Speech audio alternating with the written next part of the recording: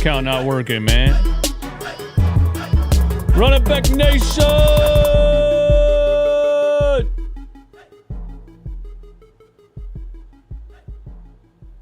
What's good, guys? Yeah, man. It's been a while, dude. It's been a while. I think over a month since I've done a live stream on here. And I figured, man, let's get it back going since we're close. Since we're close to not close, but 76ers training camp is October 1st. And then the preseason starts right after that. It is September 11th. Oh shit, it's September 11th, bro. Wow. Yeah, that's an interesting day to bring back sports live streams. But anyway, yes, we are back. Before we get started, please do me a favor, hit the like button exactly 1 million times. If you see 999,000 likes, hit that like button one more time. If you see 1 million, do not hit the like button. We don't want 1,000,001. We want exactly 1 million. And as always, if you enjoy these videos, live streams, content, Sixers content, all that, and you want to support the channel, the best way to do that is to go to runitbackphillyshop.com and grab some merch, the Sickos merch, the If Healthy merch. And I'm always taking ideas for merch, too. If you have any ideas, hit me up. Let me know. But, yeah, go to runitbackphillyshop.com. Use the promo code IFHEALTHY for 20% off everything on the website. That helps me greatly. That helps me continue to do this. Thank you for the support. Shout out to everybody in the chat coming back. I didn't fall completely out of the algorithm by not going live for a while. Crash out impending. Nah, no crash out, man. No crash out. Furky is no longer welcome to Temple Girls Night. Was it what? Was he what? Is there something Furkan was doing at Temple that I don't know about? Just ordered If Healthy hoodie in red. Send the photo. Hey, man. Thank you for the support. Send a photo. I'll post it on Instagram. Anybody that cops the merch, send me a photo wearing the merch. I'll post you on my Instagram story. September 24th is when 76ers training camp starts due to the Abu Dhabi games. Oh, shit. Hell yeah, bro. Let's go. September 24th because we're in Abu Dhabi. Still don't know where that is. Where is Abu Dhabi? Where is Abu Dhabi? Abu Dhabi is on the southern eastern side of the Arabian Peninsula in the Middle East as the capital and largest city of the United Arab Emirates. Is that how you say that? It sits on an island in the Arabian Gulf, also known as the Persian Gulf, connected to the mainland by bridges, and it is the most populous, largest... It still didn't... I mean, I don't know. I don't know, but it's the NBA's attempt at continuing to globalize the sport, and Adam Silver had a press conference the other day, and he said some things in that press conference that we're going to talk about in this show, too, because we got to get Adam Silver up out of here, bro. We got to get Adam Silver up out of here. He's ruining the game. Abu Dhabi is in Manhattan. Buy a hoodie so DJ won't have to sleep in his car tonight. All right, let's get into it, man. So, our boy, the legend, Turkish Trigger, Furkan Korkmaz.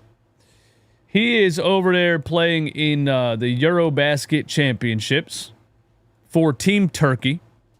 And he is playing with Alperen Şengün, among others. Actually, Adem Bona is also on that team, that Turkish team. And I believe they are headed towards the championship against Greece and Giannis Antetokounmpo. Is that accurate? I should look that up, too. But anyway, Furkan has made headlines in 76ers world. Number one, because there's not really headlines right now. So we're just grabbing anything we can find. But apparently he said Alperen Şengün is the best center he's ever played with. And that's rubbing Sixers fans the wrong way because Furkan Korkmaz played with Joel Embiid. Let's hear what he said, and I want to give my opinion on it. And I like Alperen Şengün, but Furkan Korkmaz not being the sharpest tool in the shed isn't exactly news. And I might go back and, kind of rehash some of the dumbass things that Furkan Korkmaz has said throughout his career. But here's what he said.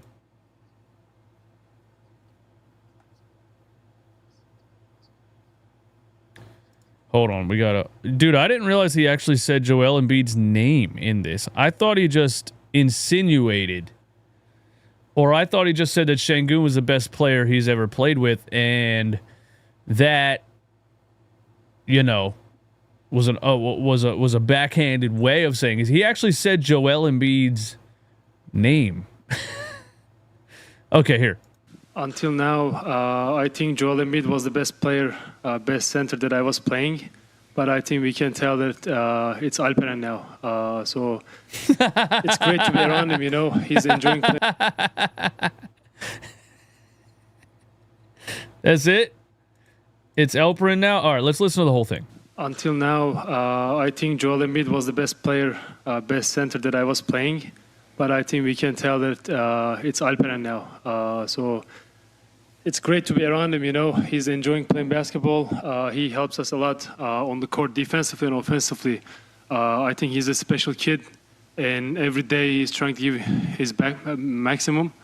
And this year we are also seeing that he's playing aggressive defense too, not only offense. And that gives us a lot of confidence on the front court that we pressure the ball well. And he's helping us from different ways. I hope that he has still a long way to go. He's going to grow a lot, and then we're going to see much better basketball from him from this year to next year to another year. He's going to keep adding it. Okay, Furkan Korkmaz, man. Let's start here, Furkan. Alperen Şengün is a great young player. They call him Baby Jokic for a reason. But speaking of his nickname, Baby Jokic, I don't even know if that's an official nickname, but I've heard people call him that. Do you remember, Furkan Korkmaz, that Nikola Jokic and Joel Embiid were battling for the MVP award for 3 straight seasons? Do you remember that? That's how good Nikola Jokic is. That's how good Joel Embiid is. The fact that his nickname, or the fact that people call him Baby Jokic, already tells you he's not on that level to be battling for most valuable player in the league for 3 or 4 straight seasons. How could you even possibly think that makes sense? Alperen Şengün, again, is a great young player. He will never be the offensive force that Joel Embiid was in his prime. And that sucks that I say was, because I believe Joel Embiid's prime is over. Alperen Şengün will never even come close to that level of skill and dominance when healthy. Joel Embiid got hurt every year in the playoffs in his prime, or well before the playoffs, that, cut every season short.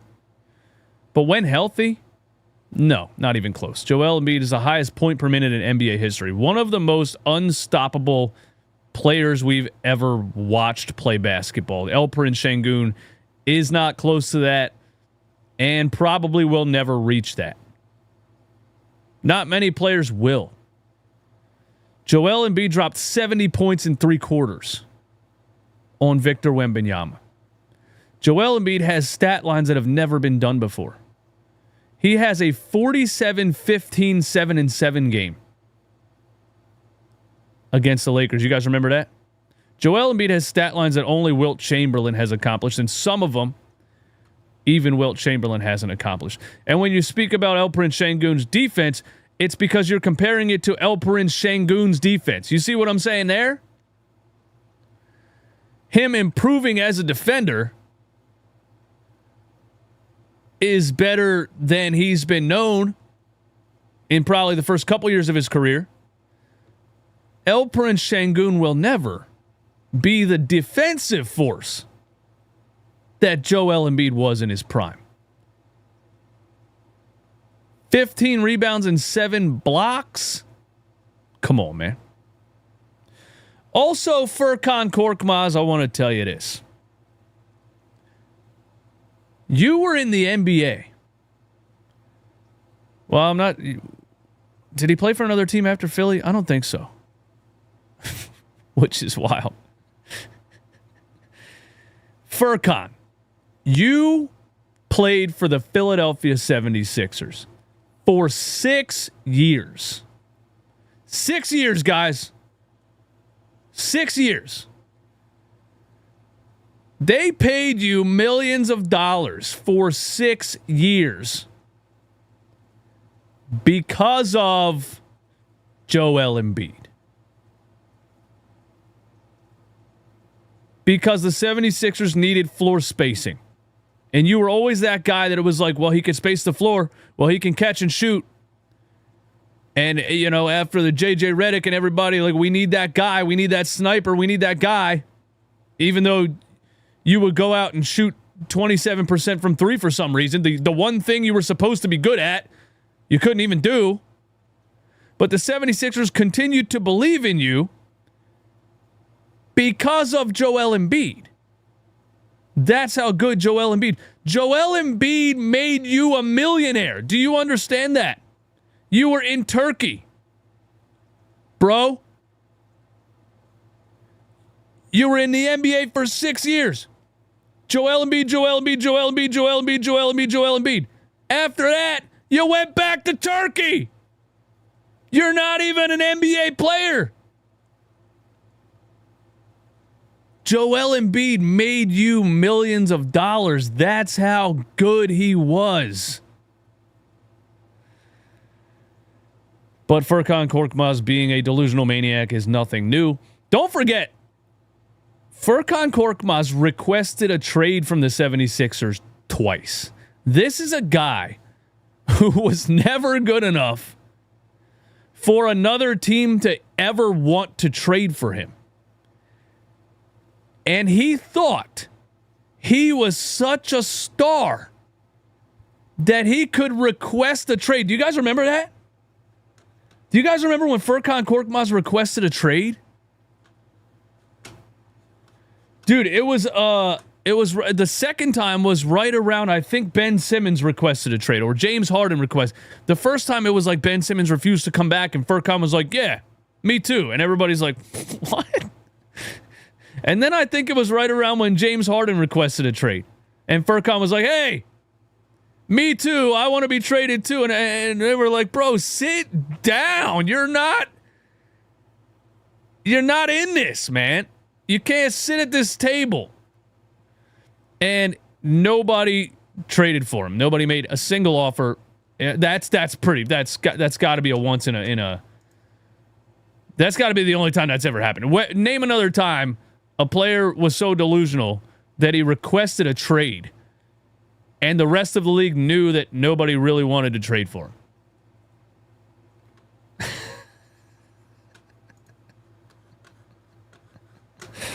That's insane, bro. And you know what? Remember when Furkan used to make these crazy videos on social media and stuff, and like sitting in a throne and like taking photos of himself looking like some kind of king, and people thought he was trolling. People thought it was just Furkan's a funny guy and Furkan's being funny and he's getting a kick and he has a personality and all. No, he was being dead serious, dude. This guy was known as a superstar in Turkey. He won a dunk contest in Turkey, one of the probably least athletic countries in the world. So you were the best of the very least athletic people. And that made him think he was a star. He wasn't joking, dude. But yeah, like, come on, Furkan. El Prince Şengün never once has been as good as Joel Embiid. Never will be as good as Joel Embiid was. But El Prince Şengün is a good young player, but Furkan Korkmaz is still a delusional psychopath, and some things never change. What's this about Furkan talking shit? Yeah, he said that El Prince Şengün is the best center that he's ever played with, and he said that it used to be Joel Embiid, but now it's El Prince Şengün. Probably one of the most frustrating Sixers players I've ever watched in my life. He was so bad, man. He was so bad. Do you ever get 1 million likes? Every single day, bro. Go check the videos. Go check the streams. Every single stream I do has exactly 1 million likes. Not 1,000,001, not 999,999. Every single piece of content I put out has exactly 1 million likes. What else we got to talk about? I want to get into the not David Stern. I wish it was David Stern. Adam Silver stuff. Is there any other 76ers news we could cover before we talk about the NBA in general? Thank you guys for being here. Thanks for hanging out. I'm going to do these streams probably every day, even if there's not a whole lot to talk about. Even if we're only talking about random shit like Furkan Korkmaz making a dumb comment. Let's see here. Kelly Oubre's mad at Sixers fans. I talked about that yesterday. I'm not sure why Kelly Oubre's mad at Sixers fans for the 76ers wanting to trade him. It's not like the fans are the ones trading him. Sixers looking to move Andre Drummond and Kelly Oubre. Okay, I don't think that's possible. I hope it gets done, but I don't see a scenario where it gets done. Joel Embiid spotted. Okay, yeah, we talked about that yesterday. Joel Embiid was shown in a video shooting a jump shot like Bigfoot or somebody, a mythical creature, has been spotted. Eastern Conference starting power forward rankings. Should we do that? Quentin Grimes drops huge 76ers announcement without saying a word. Quentin Grimes posted a photo of himself in a 76ers jersey on his Instagram page. I don't know if that's a huge 76ers announcement, but it does seem like they are working on something, and it does seem like Quentin Grimes is about to be back in a 76ers uniform. I hope it's on a multi-year deal. The 76ers got to trade Kelly Oubre and Andre Drummond for that to be possible. If not, I think he's going to sign the 1-year qualifying offer just like Cam Thomas did, just like Jonathan Kuminga is about to do. Josh Giddey just did sign a 5-year, $100 million contract. So Josh Giddey got $20 million a year. So that might, be helping Quentin Grimes a little bit to justify the way that he feels, because remember, it was rumored that he feels like he's worth $25 million, and everybody was like, bro, what are you talking about? And then Josh Giddey gets $20 million a year from the Chicago Bulls, except for Josh Giddey is their, starting point guard and the engine to their offense. And the Chicago Bulls are a terribly run franchise, so you can't really, put too much stock into what the Chicago Bulls do. But we'll see what happens with the Quentin Grimes stuff. Maybe we should talk about this Paul George ranking Eastern Conference power forwards. Let's see if there's anything else. Ready to get hurt again, Sixers fans? Yeah, I don't think there's anything else Sixers related, man. Let's just do this. Wait a minute. Pre-camp Sixers questions. Are the Sixers about to enter a true youth movement?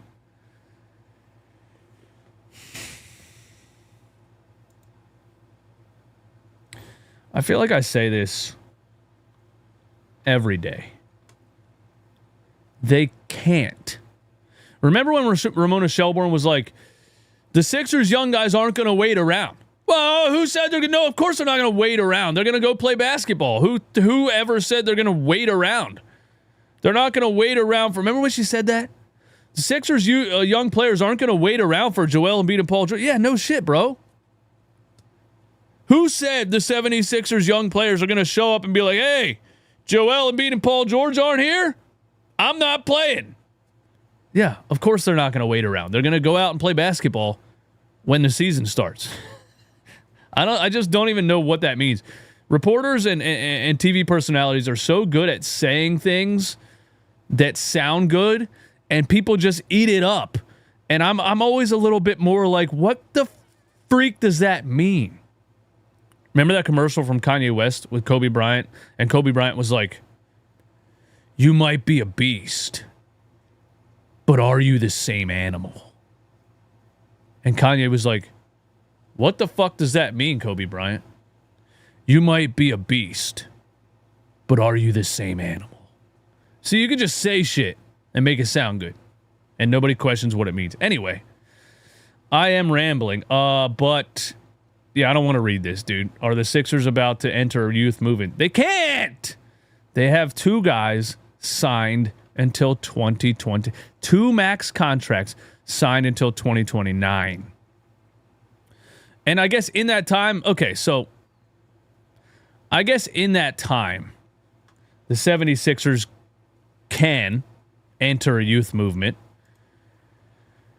And it's sad, but the reason is because you might be in a situation where you have dead contracts for the next 3 years.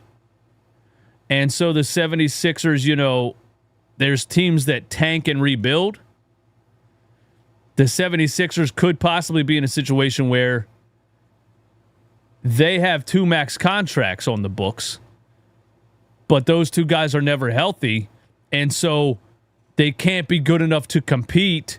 So in those 3 years until those contracts are either tradable or run out, they're in the same situation as a tanking team, losing and getting draft picks and building a... So, yeah, I guess by default, the 76ers are starting a youth movement, but it's only because 2 of their 3 max contract guys are chronically injured or way past their prime. Dude, we went through the entire process, and this is what we got. Dude, some people are honestly in the comments like, why are you always so negative about the 76ers? Dude, the process started in 2013. That's 13 years. And all we got out of it was a couple of second-round appearances. That is insane. And the process ended in 2025 with the Sixers tanking while having 3 max contracts. Do you understand that if you could go back in time and they said, hey, and Sam Hinkie's sitting there and he said, hey, trust the process. If you could tell Sixers fans, not only is this not going to work, this is going to be so bad that 13 years from now, the 76ers are going to be paying 3 guys $200 million a year, and they're going to be tanking at the same time. They're going to be right back here.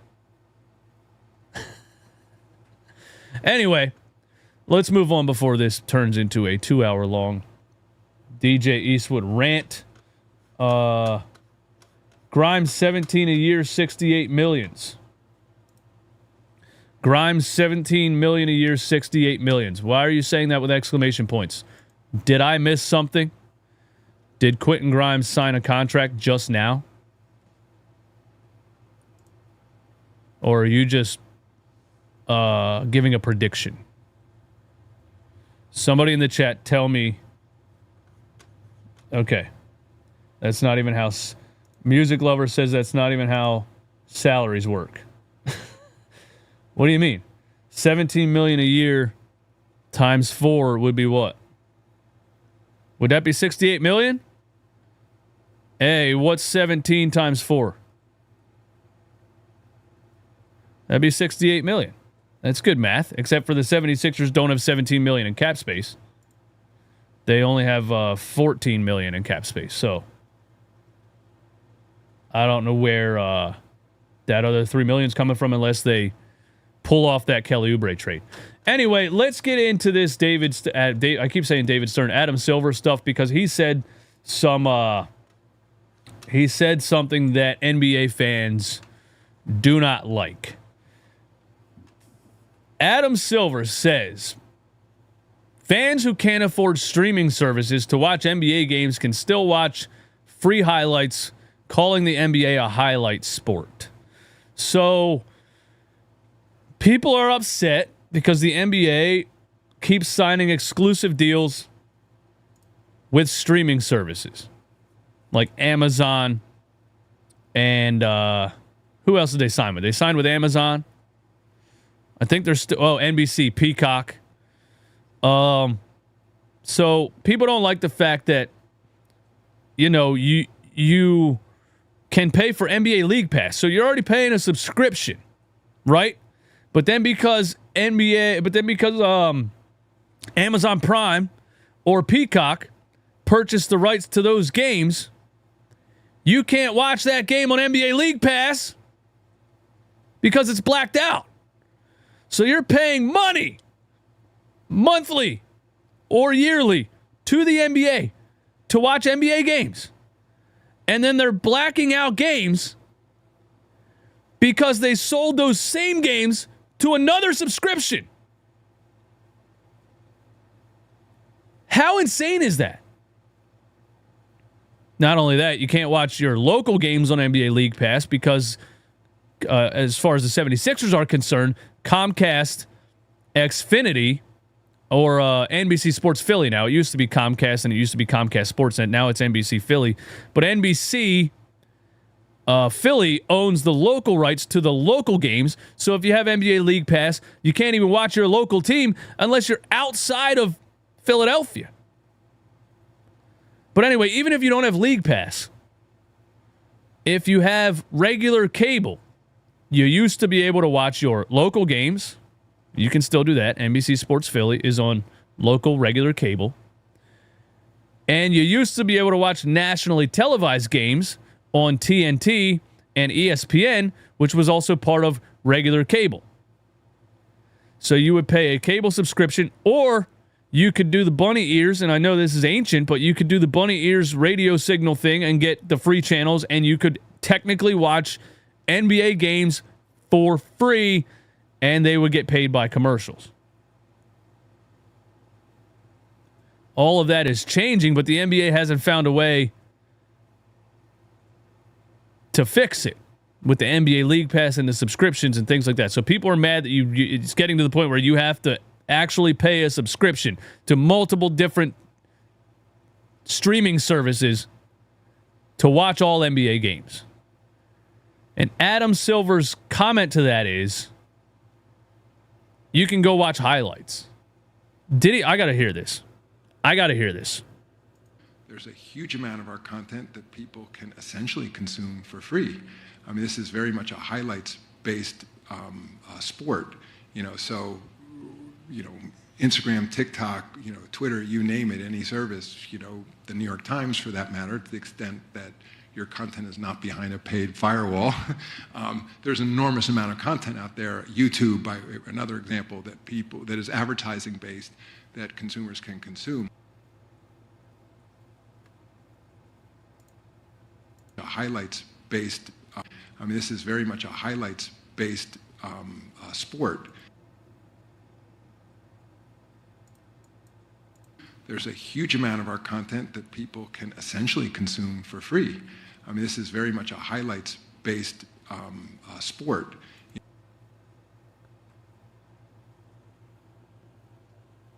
This is the guy in charge of the NBA?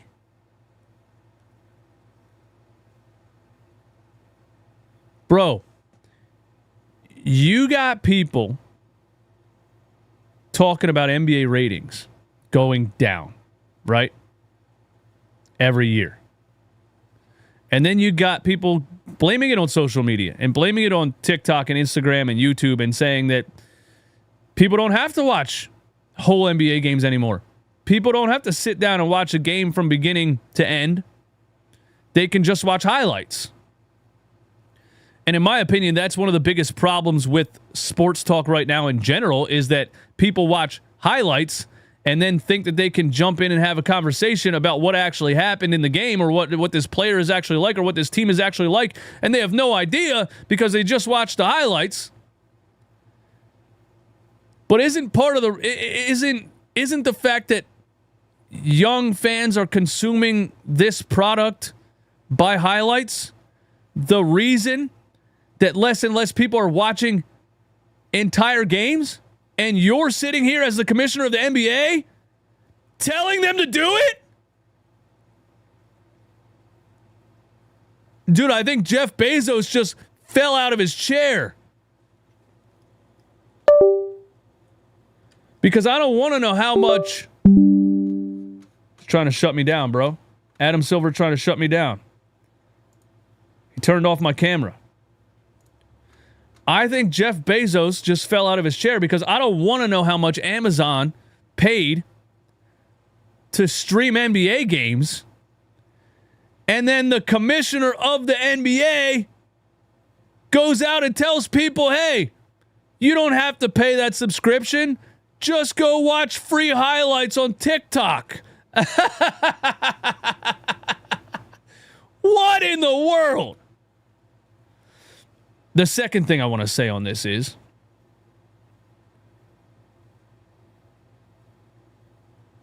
the fact that the NBA is a highlight sport is the main reason it's becoming less respected as a product. Because all you've tried to do since you've been the commissioner is get more highlights, make it more popular, you know? Get rid of hand checking so offensive players have freedom of movement so they can score more points, right?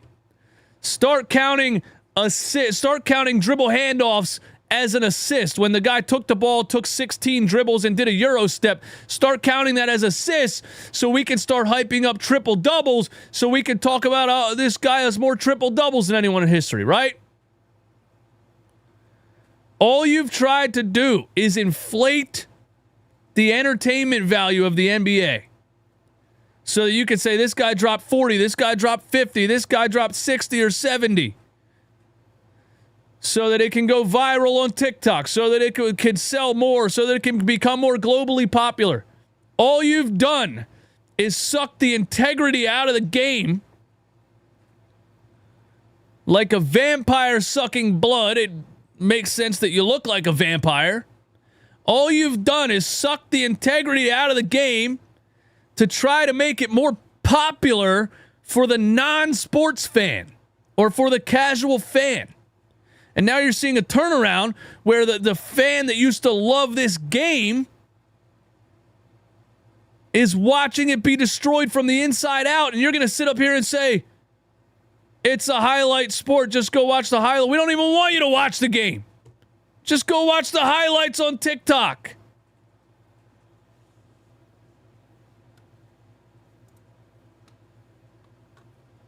Wow. We got to get rid of this guy.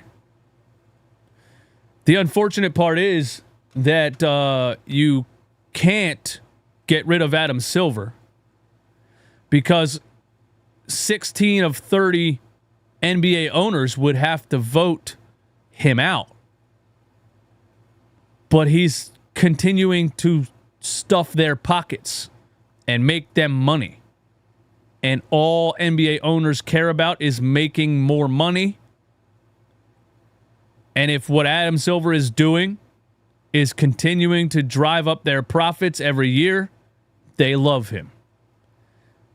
The person that suffers is the NBA fan.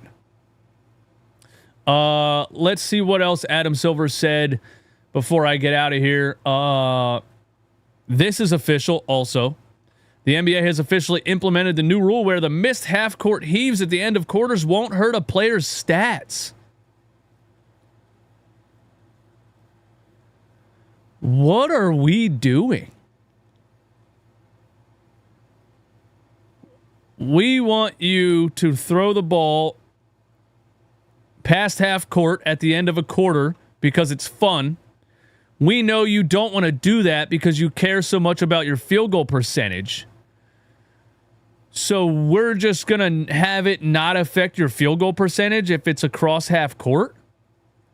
That is the weirdest rule change I've ever seen.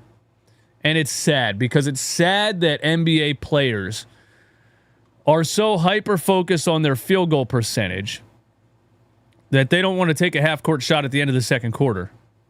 But the reason NBA players are so hyper-focused on their field goal percentage is because the new media, the new analytical media, is hyper-focused on their field goal percentage. And if they win the damn NBA Finals, Brian Windhorst will still be out here talking about, yeah, but he shot 42% from the field, so, is that really good?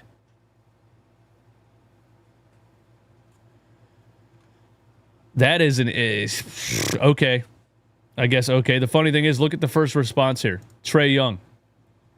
Trae Young puts a heart. The same guy, Trae Young, was on Twitter a couple of weeks ago and said something about throwing the ball off the backboard not counting as an assist, and he said that he stopped doing it once he realized it didn't count as an assist. This is the reason players like Trae Young will never win anything. They're just out for their individual brand. But that's the world we live in now. There's so much money in it. There's so much money in shoe deals and merch sales and being hyped up as, this guy dropped a 45-point triple-double. They don't care about winning a championship. They care about their stats and their brand and making as much money as they can possibly make. And who suffers? The NBA fan. Richard Jefferson said, this is cowardly. We don't want it to count towards your percentage unless you make it. You want the positives without the potential for negative. Professional sports in 2025. Yeah, well, what's next, bro? You say, hey, man, let's make all three-pointers not count against your field goal percentage. So then you could just shoot as many threes as you want. And if you make it, it counts. If you miss it, who cares? Doesn't affect your field goal percentage.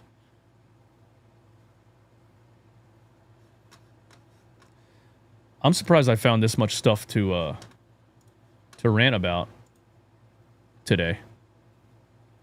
Yeah. Anything else you guys want to talk about, man? Papa Grass, what's up, man? I've done it for years. I pay MLB $150 a season, and I watch all of their games.